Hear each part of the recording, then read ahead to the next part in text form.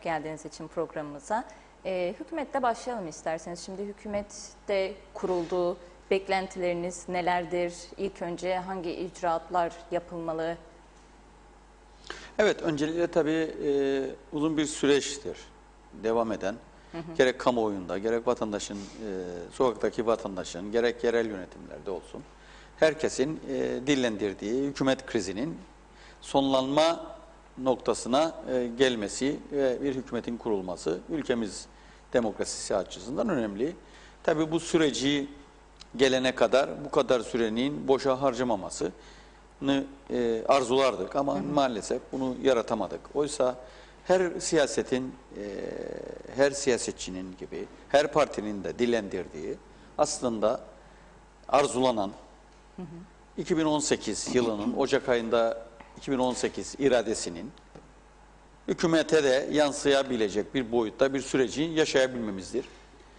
Biliyorsunuz Ocak 2018 tarihindeki milletvekilliği genel seçimlerinde bir irade oluştu. Maalesef bu iradenin başından itibaren erozyona uğramış şekliyle o iradenin dışında yeni arayışlar yaratarak sonuca gitmeye çalışıyoruz. Hatta son hükümet yapısında da maalesef 5 yıllık süreyi dolduramamış bir yapı, bir genel seçim 18 yılından ki yapılan hükümet protokolünde de 2021 yılı Ekim ayı olarak baktığın zaman 3,5 yıllık bir hükümet görev süresi hedeflenen bir yapı.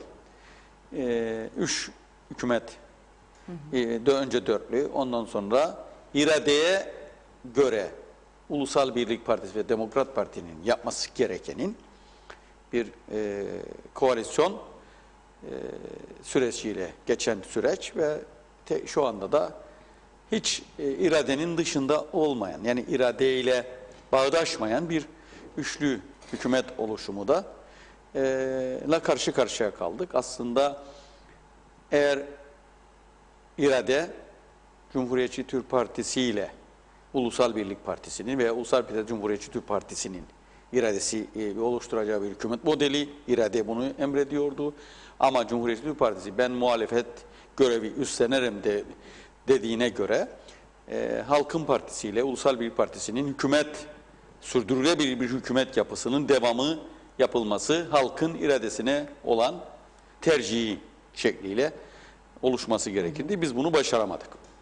Şimdi tabii 5 yıllık görev süresi olan milletvekilliği genel seçimlerinin aslında biz belediyeler olarak aslında bu süreci tercih etmemiz gereken, görev süresini daha uzun kullanması gerektiğini savunan yerel yönetim yılı 4 yıl yapılmasına rağmen biz 5 yılı 6 yıl süreleri tercih etmemizin daha doğru olduğunu savunduğumuz bir duruşumuzu milletvekilleri 5 yıl olarak tercih ediyor. Bunu bir an evvel anayasal değişiklik içerisinde yer alması ve belediyelerin görev sürelerini daha uzun süreli, daha istikrarlı bir yapıya kavuşması adına düzeltilmesinin gerektiğine inanıyorum. Ve bunu bir an evvel yapmamız gerekir.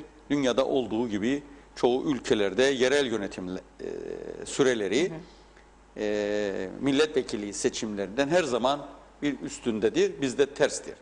Bugün Türkiye'de bile 4-5 rakamıdır. Milletvekili 4, belediyeler 5 yıldır. Oysa biz bu ülkemizde maalesef yerel yönetimleri 4, genel seçimleri de 5 yıl olarak koyduk. Bunun bir an evvel düzeltilmesi gerekir. Şu anda söylediğimiz, tartıştığımız daha istikrar, daha verimli, daha projelerin hayat bulması noktasındaki görüşün yansıması adına gerekliliğini vurgulamak istiyorum. Evet, belediyenin, Güzelyurt Belediyesi'nin mali yapısına bakacak olursak şu anda bir borcu var mı belediyenin? Şimdi tabii kamuoyunda da oluşan bizim 2 tane önemli sorunumuz var. Tabii sadece Güzelyurt Belediyesi'nin değil, tüm belediyeler açısından sorunları var. Bunların bir tanesi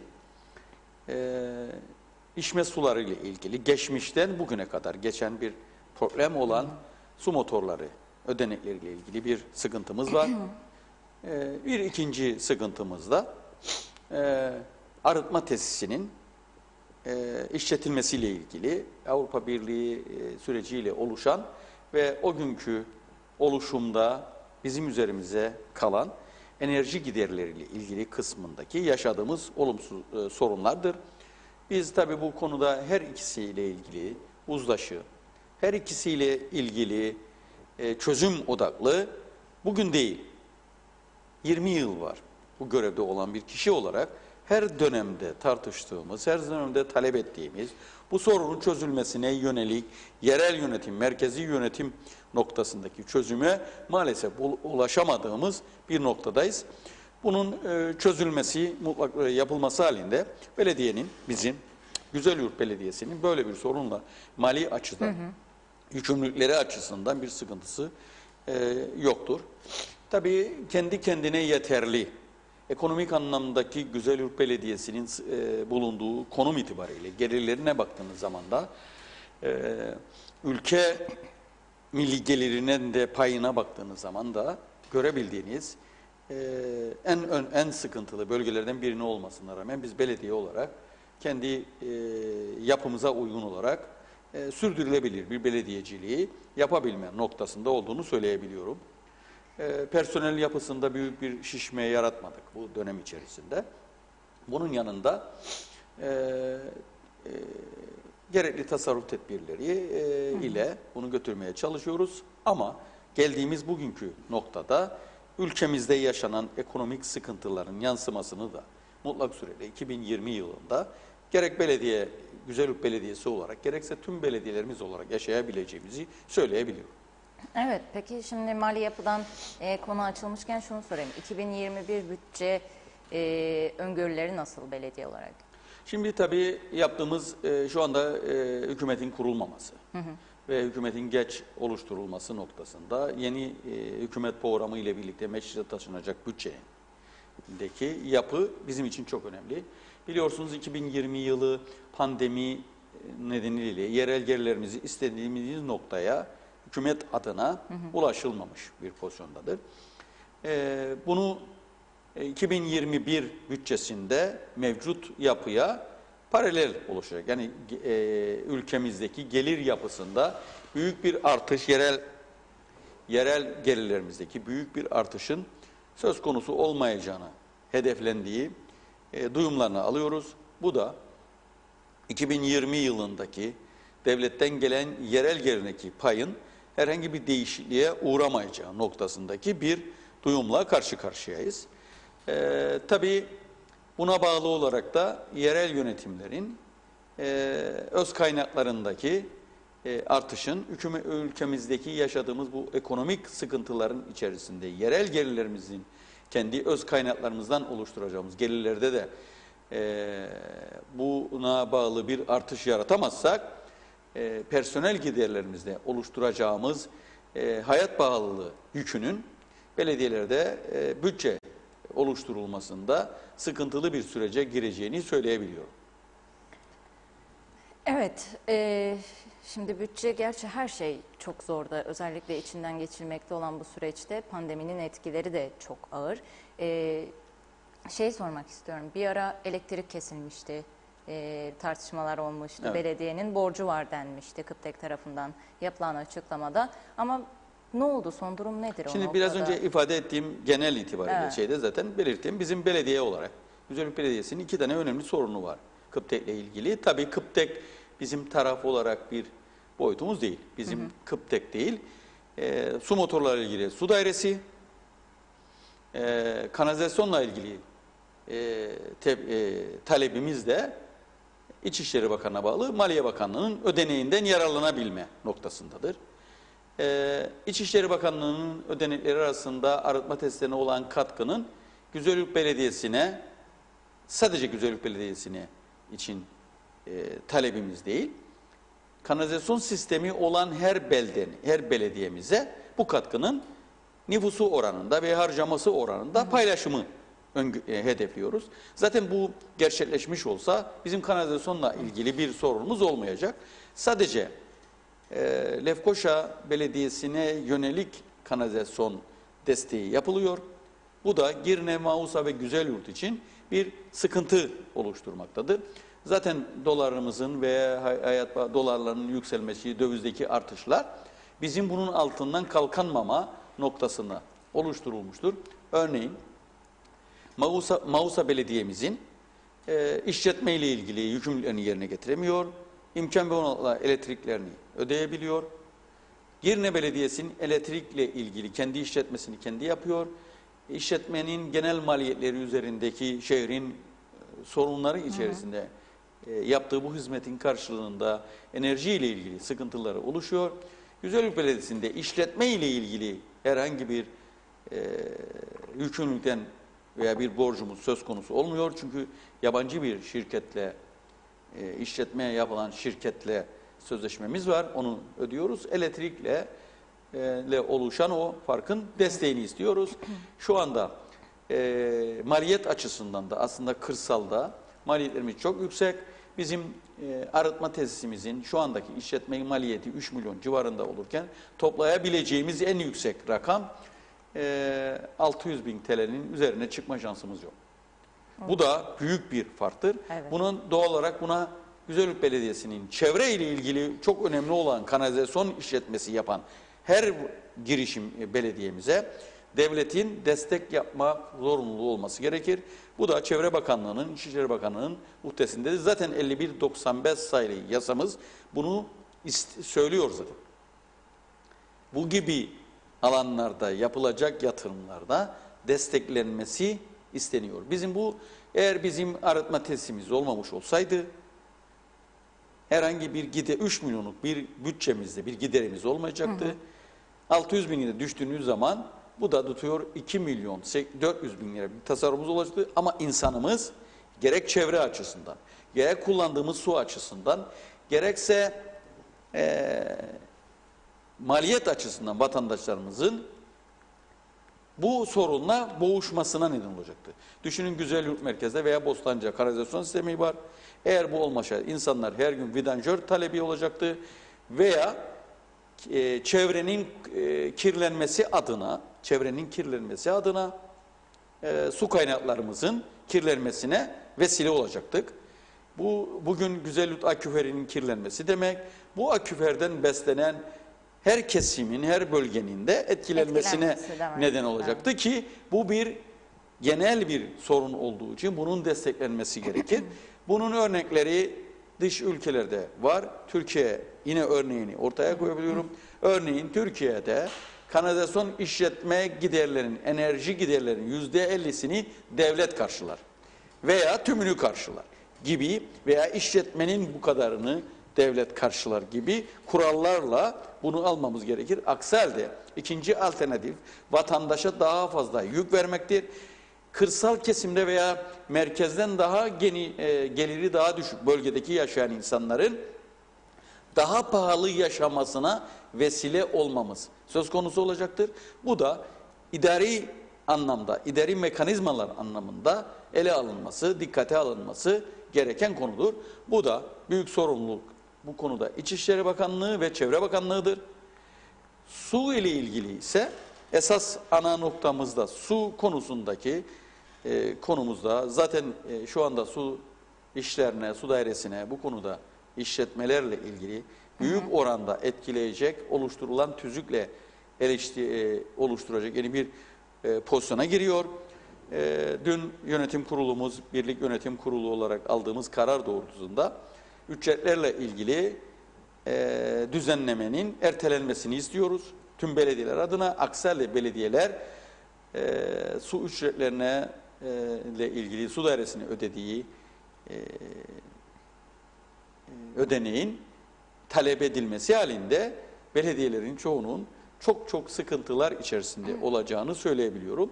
Çünkü bakım ve idamesiyle ilgili tamamen belediye tarafından yapılması halinde 1 TL dolayında belediyenin su dairesine vergi vermesi gibi bir ödenek vermesi gibi bir olaydır.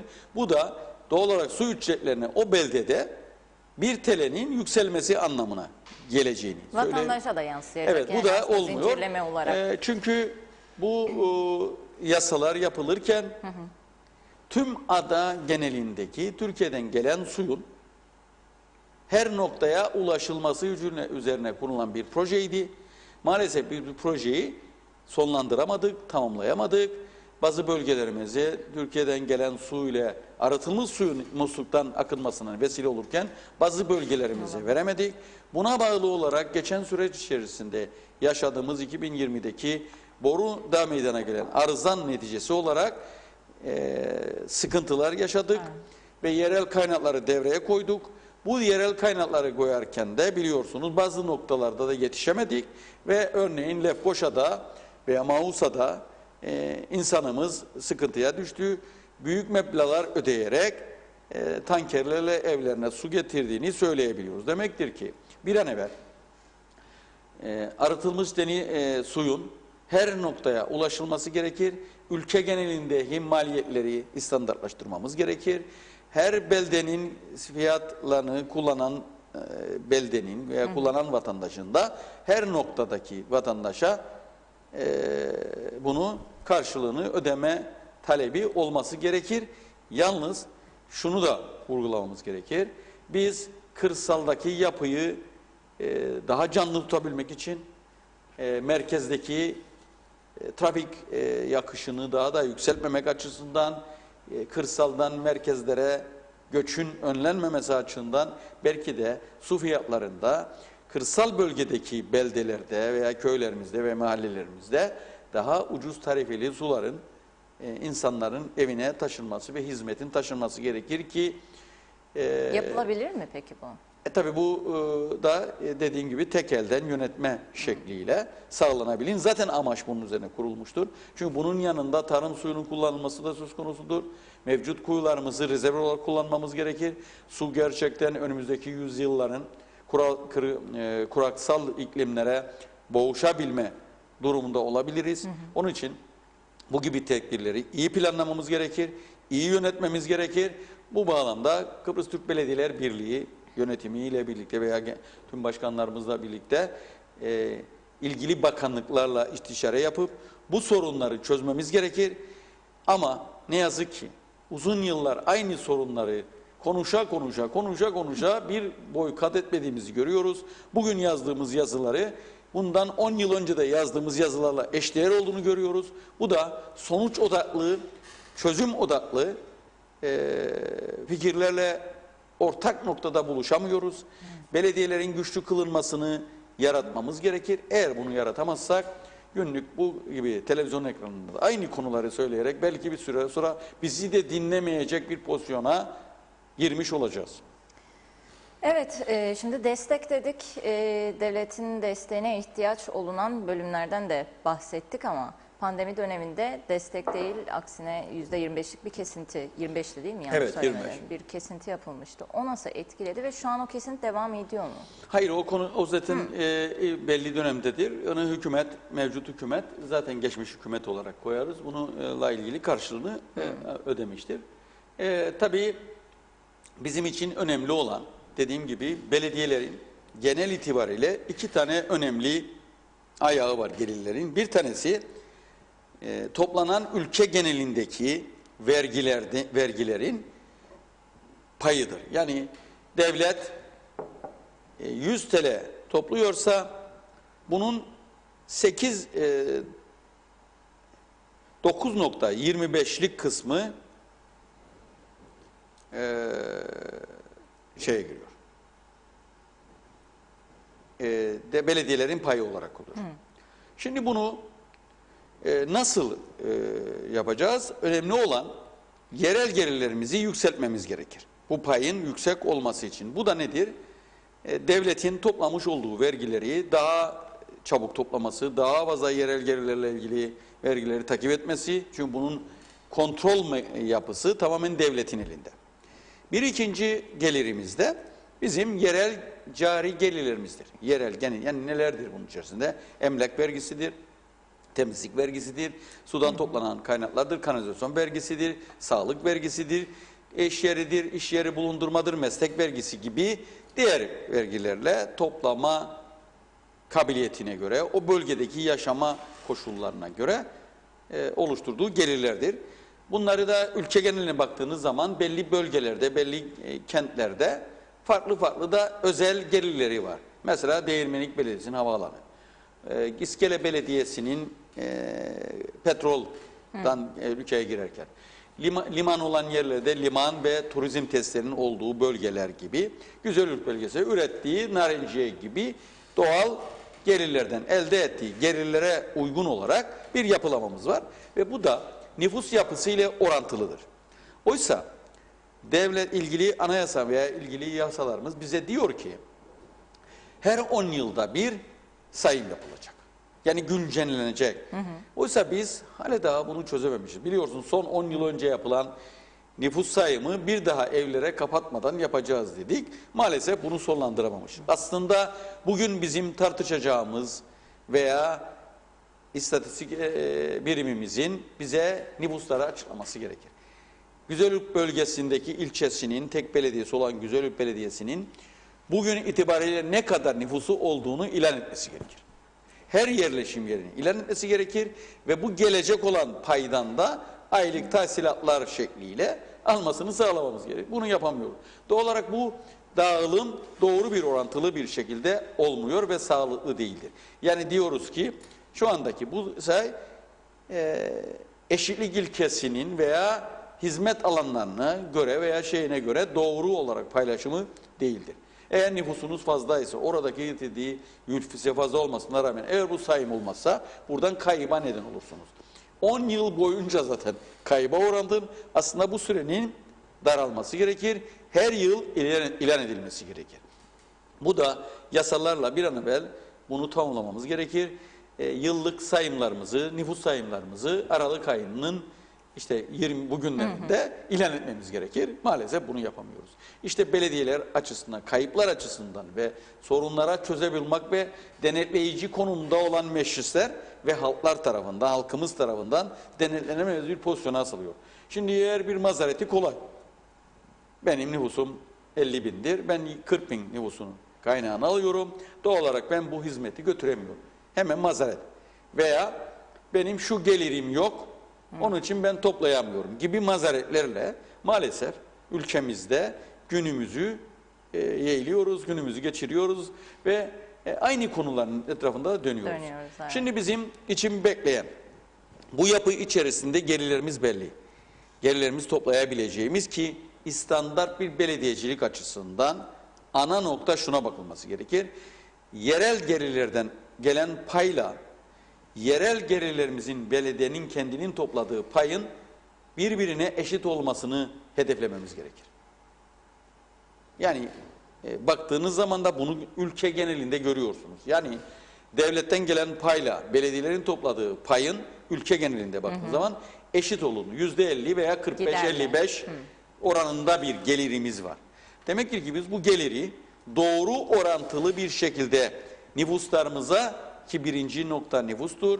Ondan sonra başka kriterler de yaratarak dengeleyebilirsek yerel yönetimler arasındaki dengesizliği de kaldırabiliriz. Bunun yanında bir şey daha yapmamız gerekir. Sürdürülebilir bir belediyecilik açısından o kaynağa ulaşabilecek bir nüfusa ihtiyacı var beldenin. Eğer siz o nüfusa ulaşamazsanız belediyeler arasında da hizmet kalitesinde bir farklılık yaratırsınız. Onun için çok acil olarak belediyelerin sürdürülebilir bir nüfus yapısına ulaşabilecek bir yapı içerisinde olması gerekir.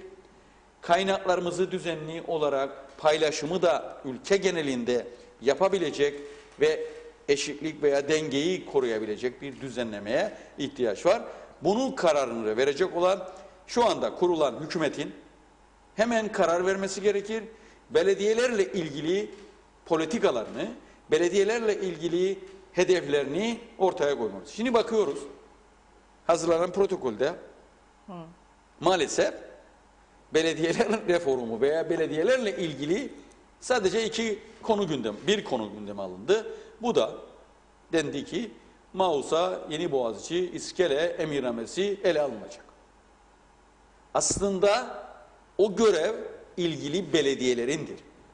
Hükümetin değil. Hükümetin yapması gereken aslında ana nokta belediyelerle ilgili reformu ve görev ve diğer tanımlarını gerçekleştirip yapabilecek, sürdürebilecek bir yapıdan sonra zaten belediye o görevini kendi halkıyla, kendi yönetimiyle, kendi meclisiyle yapabilir pozisyonda olmasını sağlamamız gerekir.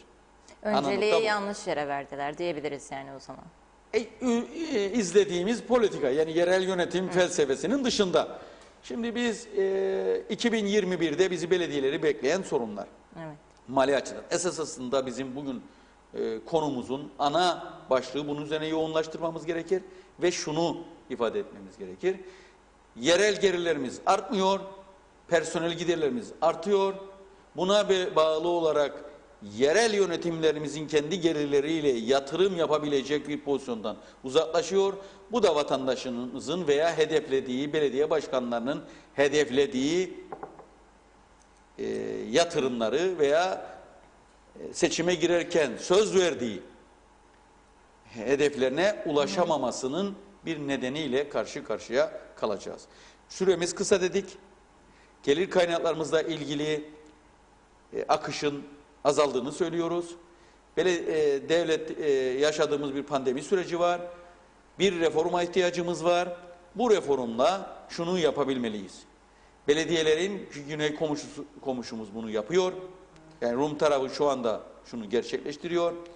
Belediye görev sürelerini uzatıyor ve reformu o süre içerisinde sağlayıp 2 yıllık bir süre içerisinde bu dediğimiz sorunları çözmenin formülünü bulmaya çalışıyor. Onun için buradan çağrımızdır. İçişleri Bakanımızın daha önce tecrübe, deneyim ve birikimine paralel olarak bu reformun veya bu belediyelerle ilgili sorunları ele atacak hükümet programı içerisinde yer almasını sağlamamız gerekir. Eğer siz hükümet programı içerisine hazırlarken bunu paylaşımcı bir yapıyla değil, kendi dar yapınızla bunu arzulayıp da çözmeye çalışırsanız hedefsiz, ulaşılması mümkün olmayan yazıları hükümet programına koyarsınız ve sonuca ulaşamazsınız. Onun için bu ülkede artık gerçekçi, sürdürülebilir ve yapabileceğimiz işleri halkımızla paylaşarak bir program dahilinde stratejik belgelerimizi de belirleyerek aşmanın yolunu bulmamız gerekir. Eğer bunu başarabilirsek halkımıza daha kaliteli, daha sürdürülebilir ve insanlarımızın da çağdaş bir yapı içerisinde, sürdürülebilir bir yapı içerisinde o dediğimiz sosyal belediyeciliği de bütünleyerek, belki de görev tanımlarını da değiştirerek belediyelerin bu anlamda sağlıklı bir gelecek ülkemizde yaratabiliriz. Çünkü kalkınmayı yerelden düşünmeyen, yerelden kalkınmayı, gelişimini planlamayan ülkeler gelişimi de sağlayamaz. Tamamlayamaz. Evet. Bu siyaset adına da aynı konumdadır. Bakın siyaseti de partilerin siyaset yapılarını da oluşturmak zorundasınız. Onun için muhtarların veya ilgili örgüt yapılarımızı köylerden başlatarak siyaset yapısını temelden başlatarak siyaset kültürünü de oluşturup kurumsallaştırmanın yolunu bulmamız gerekir. Bunu korkmadan Yani kökten bir değişimden bahsediyorsunuz aslında. olması gerekir. Bunu yapamayacak hiçbir hükümet bunları düşünmeyen yerel yönetimlerde reform yapabilme hedefi de olamaz. Evet, şimdi Güzelyurt Belediyesi'nin kaç çalışanı vardır? Şu anda bizim biz personel sayımızı çoğaltmıyoruz. Hizmet satın alma yöntemini öne çıkarıyoruz ve işletmelerle ilgili mümkün mertebe zarar eden işletmelerin yavaş yavaş kurtulmanın yolunu bulmaya çalışıyoruz. Çünkü işletmeler döner sermayeli işletmelerle denmesi gerekir. Örneğin bizim şu andaki belediyemizin bir oteli var. Şu anda tadilat içerisinde, pandemi dolayısıyla kapalı. Bu açıldığı zaman, bunu planlayıp yeniledikten sonra, açtıktan sonra bu otel işletmesinin kendi kendine döner sermaye yapmalıdır. Yani kendi kendisiyle yapmalıdır. Zaten bize kurallar, Maliye Bakanlığı'nın bize verdiği kurallar ve mali düzenleme yasaları ile bu zaten engellenecektir. Doğal olarak bunu hazırlanmamız gerekir. Hizmet satın almanın ötesinde çalışma disiplinini de yaratmamız gerekir. Üretken olmamız gerekir. O kurumda çalışan herkesin, her çalışanın o kurumun daha iyi olması için çaba harcaması gerekir.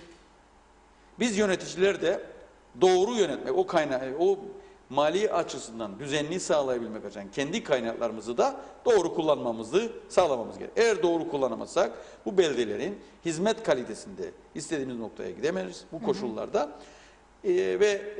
bunu başaramayız. Şu anda biz belediye olarak, Güzellik Belediyesi olarak kendi öz kaynaklarımızda yatırım yapabilecek bir pozisyondayız. Bu aslında ülkemiz standartlarında çok önemlidir. Hele hele Güzellik Belediyesi. O zaman 13. maaşları da ödeyebileceksiniz herhalde. Şimdi 13. maaşı ödememe diye bir şey yok. Çünkü bizim payımız devletten gelen payların ki biraz önce demiştik işte yarı gelen kaynağın yarısı doğal olarak bizim 13'e bölümlü olduğu için devletten gelecek paylarımız 13'e bölündüğü için devletin onu bize ödeme ve taahhüt etmesi zorunludur. Ödemek zorundadır. Bunu ödememesi demek yanayasal veya bir suç işlemesi demektir. Eğer devletin bu konuda herhangi bir kaynağı veya bir yapısı varsa bunu aşması gerekir. Olarak bunun tarihsel anlamındaki 13. maaş ödenmemezlik diye bir söz konusu belediyelerinde söz konusudur. Bu tamamen devletten gelecek olan payadır. Ha bazı yatırımlar gerçekleşmemişse, bazı yatırımlarda kendi öz kaynaklarında bir birikim varsa bunu önceden ödeyebilir. Ondan sonra o kaynak onun yerini tamamlar. Çünkü dediğim gibi belediyelerin personel giderleriyle ilgili kesinlikle yasalarla zaten %50 barajının üzerine işlem yapamazsınız. Doğal olarak yasalar aslında belli bir noktaya belediyeleri getirmiş. Bu eskiden yoktu, yeni konmuştur. Doğal olarak sizin devletten gelen payınız personel giderlerine yetmelidir. Eğer sizin gelirleriniz zayıfsa, istenildiği noktada değilse o zaman ne olacak? Devletten gelen paydan da alarak yetmediği için, devletten gelen paya yetmediği için bu sefer o düşüşü meydana getirir. Onu topladığınız vergilerle de personel giderlerine taşımanız gerekir. Onun için sözlerimin arasında, başında ifade ettiğim kesinlikle devletten gelen payın personel giderlerini karşılamalıdır. Ama bunu karşılarken de öz kaynaklarınızın, kendi topladığınız öz kaynaklarda %50'lere devletten geldiği kadar da yaratmanız gerekir. Eğer yaratamazsanız o rakam %50 değil, %40'ını, %60'ı, %70'i gibi bir rakamlarla boğuşursunuz. O zaman da hiçbir şey yapamaz bir konumda bir belediye yaratırsınız. Ve Güzellik Belediyesi bunu karşılayabiliyor mu? Evet, şu anda karşılıyor. Yani bu bizim personel giderlerimiz genel bütçemizin oranı içerisinde %35'lerdedir. Yani genel bütçenin içerisinde %35'lerdedir. Bu iyi bir rakamdır. Yatırım da zaten bize yasalarla her beldenin yatırımda koyması gereken rakamın da %20'dir. Yani yasalar bir beldede %20 yatırım bütçesiyle eşdeğer olması gerekir. Buna ulaşabilmektir esas nokta. Doğal olarak ama çoğu belediyenin bunu %10'larda, %5'lerde, %7'lerde gidiyor. Bu işte çözebilme noktasıdır. Bu da dediğim gibi kaynakları doğru kullanmak, tasarruf yapmak, kendi görev alanlarımızdaki kaynakları yönelmemiz gerekir. Ama maalesef şunu da söyleyeyim, belediyelerimize vatandaşlarımız her alanda başvuru noktası oldu. Gerek sosyal belediyeciye geçmemiz açısından belediyelerin bu alanda sıkıntıları var. Onun için bir an evvel, bu biraz sözlerimin arasında da ifade ettiğim, iyi bir reforma ihtiyacımız var. Bu reformu hayat bulmamız gerekir. Bugün yapmazsak yarın yapacağız. Yarın yapmazsak öbürsü gün yapacağız. Onun için bir an evvel yapıp bu söylemlerden kurtulmamız gerekir. Daha farklı düşünceleri, daha farklı hedefleri tartışabilir noktaya gelmemiz gerekir. Buradan yeni hükümetimize başarılar diliyoruz. Yeni hükümetin belediyeler açısından sorunlarına çare üretebilme becerisini ve çalışkanlığını göstermelerini bekliyoruz. Belediyelerin toplumun ana noktası olduğunu hissettirmemiz gerekir ve oradaki çözümün kendilerinin işinin de rahatlayacağını algılamaları gerekir. Pandemide yaşadığımız gibi. Evet. Pandemide biliyorsunuz yerel yönetimlerin başarısıyla Sağlık Bakanlığı'nın çalışmasıyla başardık. Sayın Bakanımız da geçen hafta bir toplantı yapıp bu konuda belediye başkanlarına teşekkür etti. Biz bu pandemi mücadelesinin ana noktasında belediyelerle işbirliği yapmamız ve belediyelerin katkısıyla bunu başardığını ortaya koyduk. Bu aslında arzulanan, hedeflenen ve sonuçlanan bir yapıdır. Hep bunu bu ülkede yaşatabilmenin becerisini ortaya koymamız gerekir. Ve bu vesileyle Sağlık Bakanımız bu onurlu ve bu teşekkür yanlısı davranışından dolayı kendisine bu vesileyle kamuoyunun önünde yayın kuruluşunuzdan aracılığıyla teşekkürlerimi tüm belediyeler adına teşekkürlerimi iletmek istiyorum. Evet, şunu sormak istiyorum. Şimdi yıllardır belediyelerin sayısının azaltılması konuşuluyor ama bir sonuç da yok. Bununla ilgili ne düşünüyorsunuz? İşte biraz önce ifade ettiğim o reformun ana noktası da buradadır. Belediyelerin sürdürülebilir bir belediyecilik yapabilme adında yapması gereken nüfusunun ve gelirlerine dayalı olarak bir yapının oluşturması gerekir. Burada iradenin karar vermesi gerekir. Sayısal veya düşünce bazında, nüfus bazında kuralları koyması gerekir. Birilerine şimdi Sayın İçişleri Bakanlarımız hep ne diyor? Siz getirin bize bir formül de koyun. İrade bizde değil ki. Bizim getireceğimiz her formülü siz uygulamıyorsunuz ki. O zaman iradenizi koyacaksınız, kurallarını koyacaksınız. Kurallar üzerinde biz tartışacağız ki birlikte bir başarıyı yakalayabilelim. Tabii ikinci önemli nokta belediyeler sayısı noktasında her belediyenin de kendi görev alanlarını da belirlememiz gerekir. Yani biz kalkıp her vesileyle televizyon ekranlarında da ifade ederim. Örneğin çöp toplama transfer istasyonları. Her ilçede bir transfer istasyonu ve buna bağlı bir düzenli depolama alanı. Eğer biz her belediyemiz, 28 belediyemiz hepsi çöplük alanı yaratırsa bu bir doğru yaklaşım değil. Bu pahalı bir yaklaşımdır. O standartlara ulaşmama vesilesi sizi iter. Doğal olarak kaynakları bir yere toparlayıp bir disiplin etmemiz gerekir. Aynı şekilde hayvan barınakları ile ilgili konu. Her beldenin hayvan barınağı yapıp da bunu sürdürebilmesi mümkün değil. Eğer geliri ona kafi gelmiyorsa bunu yapabilme şansı yok. Mezbahalar, mesela hallerin yapılması, hal yasalarının, hayat bulması, hallerin, yapılacak boyutlar, hayvan refah yasaları, mezbahalar, çöp ayrıştırma, geri dönüşüm gibi veya düşünün, şimdi bütün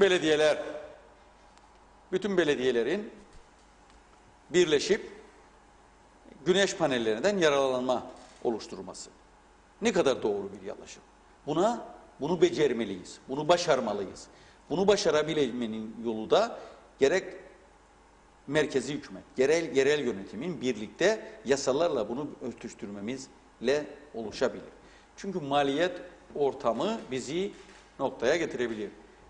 Örneğin defin işleri gibi. Her köyümüze, her mahallemize bir defin merkezi yaparsak bu bir doğru bir yaklaşım değil. Ondan sonra farklı bir. O başka bir yönetim şekli. Artık dünyamızda kabul gören işte mesela Türkiye'de yeni başlayan millet bahçeleri ismiyle yani büyük eskiden de vardı tabii bu millet bahçeleri. Ben çünkü çocukluğumu hatırlıyorum. Limasol'da millet bahçesi vardı bizim. Şu anda Rumlar da bunu kullanıyorlar. Yani orada hayvanlar var. Herkes oraya giderdi. Çünkü ekonomiklik açısından doğru büyük projeleri yapabilme o merkezde olur. Eğer biz millet bahçesi her köyümüze yapmaya kalkarsak bunu başarabilme şansımız yok. Onun için kırsalda yapmamız gerekeni yapacağız. Şehirlerde yapmamız gerekeni yapacak. Eğer şehirde yapmamız gerekeni kırsalda da yapmaya kalkarsak bu bir tezat oluşturur. Bu pahalı bir yaşantı şeklidir. Mesela Meserya'da şu anda sosyal aktivite merkezi Beyarmudu Bey. O bölgedeki tüm beldelere hizmet eder.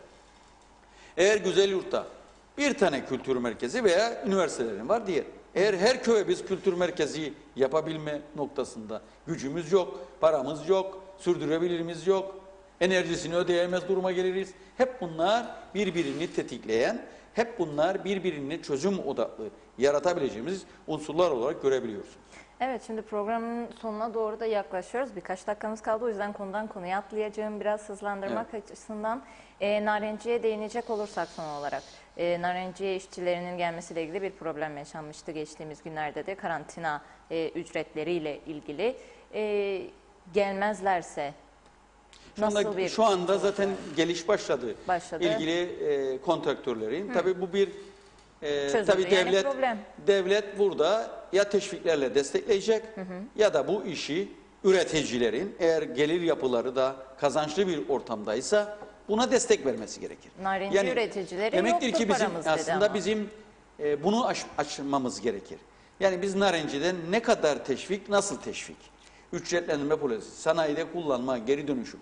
Bunları hep hayat bulamazsak, kendi dıştan işçi getirerek kaynağımızı burada tutmazsak, iş sahalarımızı oluşturmazsak, o gelen insanları sağlıklı koşullarda evlerde barındırmazsak, böyle gelir, böyle gider gibi olursa ben 1974'ten beri bu güzel ülkede yaşayan bir kişi olarak gözlemlediğim, her zaman işçi yatı evleri bir problemdir.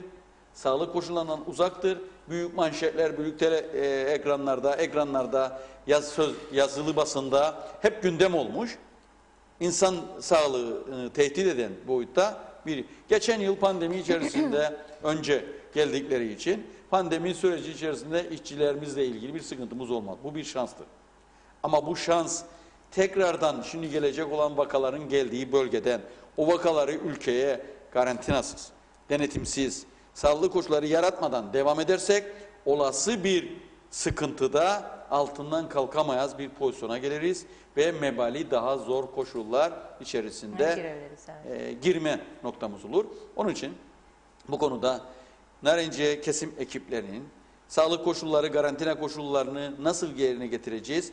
Devlet bu konuda ne teşvikler yapabilecek gibi unsurları yaratabilirsek ben inanırım ki bunu aşamayacak bir nokta değildir. Sayısı belli, yapılacak koşullar belli, eksiklerimiz belli. Bu eksikleri gerek üreticilerin, gerek hükümetin, gerek yerel yöneticiler olarak sorumluluğu içerisinde ele alıp çözmemiz gerektiği inancındayım. Çünkü sonuçta o narenciye toplanacak, o bize bir girdi getirecek, oradaki insanlar bir kaynak oluşturulacak. Sonuç odaklı olarak, hayatının bir parçası olarak narenciye orada durduğu müddetçe o narenciye toplanacak, o işi yapan insanlar ihtiyaç olacak ve sonuç olarak bu sorunları çözebilme becerisiyle ve gerek narenciye kesim ekipleri, gerekse üreticiler, gerekse ilgili bakanlık, o konuyla ilgili bakanlık ve Sağlık Bakanlığı ile istişare edip bunu yerel yönetim adına da bizler ilçe emniyet kurulu noktasında ele alıp çözmemiz gerekir.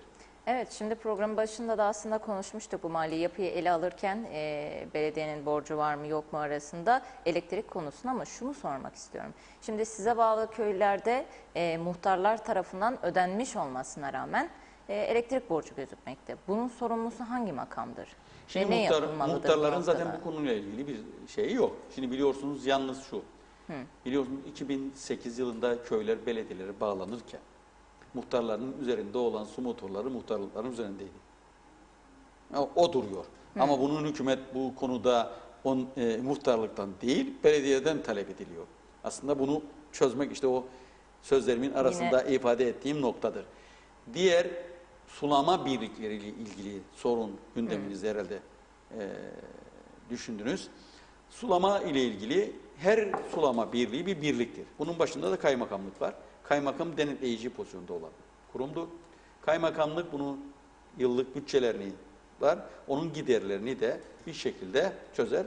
Yalnız belli dönemlerde bir sarkma yarattığın anda biliyorsunuz ülkemizde bu da kanayan bir yaradır. Gecikme zamları ile ilgili, gecikme faizleri ile ilgili uygulama mevcut ana paralarının üzerine eklenerek gittiği için büyük oranda gecikme zammıdır aslında gözüken. Bu zaman şunu yapmamız gerekir.